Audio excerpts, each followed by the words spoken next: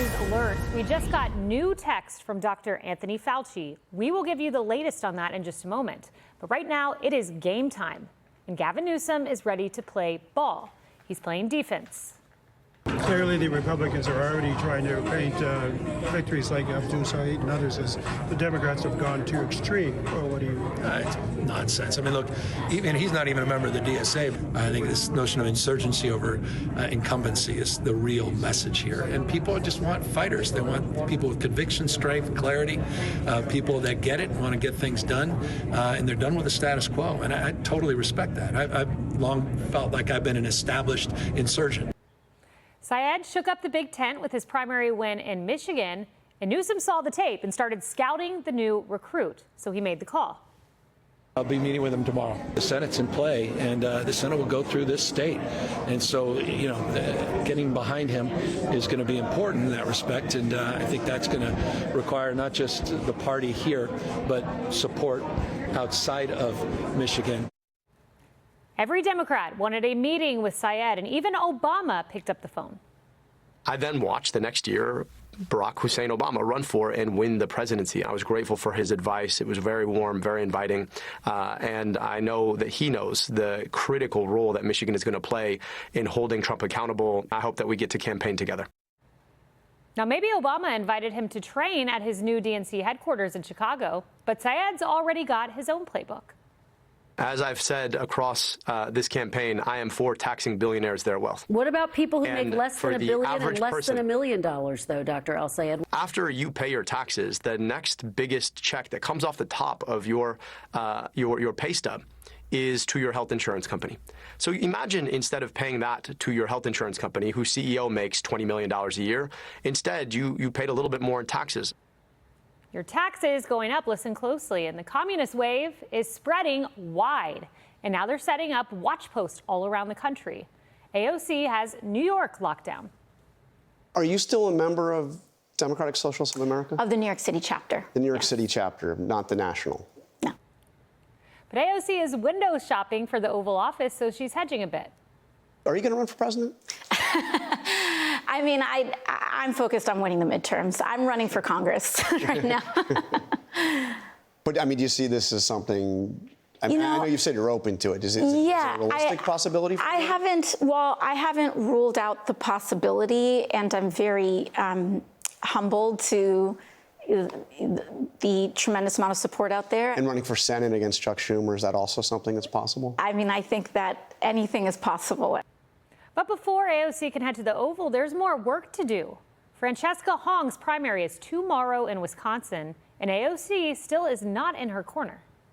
You haven't endorsed her. Are you going to? No, I haven't endorsed in that race. My focus has been in winning back the Congress, winning back the House, and positioning ourselves to have the best chance possible to win the Senate.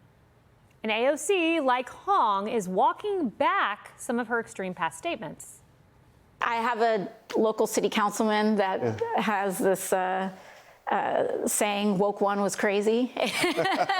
Woke one was crazy. Okay, that's interesting. During lockdown, of course, rhetoric in that time is not rhetoric that we would use today. And I'm grateful that these candidates have the opportunity to present who they are to their electorate and what they're campaigning on in this moment.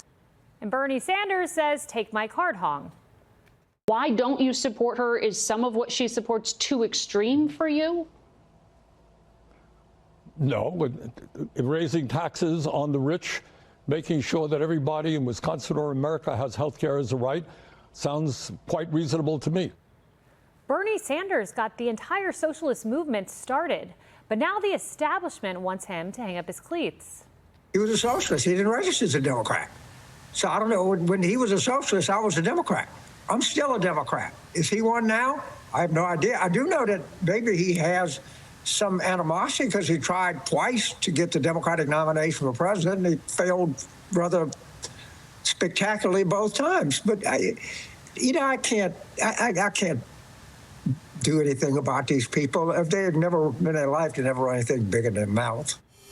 Bernie's prodigies are taking over the Democratic Party, I should say. Not everyone is happy with the new blood coming in. I think that the progressive left, they're very tech people. I think they've come up with an AI random stupid idea generator. And I think the stupid idea generator can think of things that humans can't, like canceling Thanksgiving or being against interracial dating. So I'm just waiting to the next stupid idea AI generator that comes out, spits out of that. Quite a line, but not every Democrat's ready to go full-blown communist. They want to unplug that bad idea generator.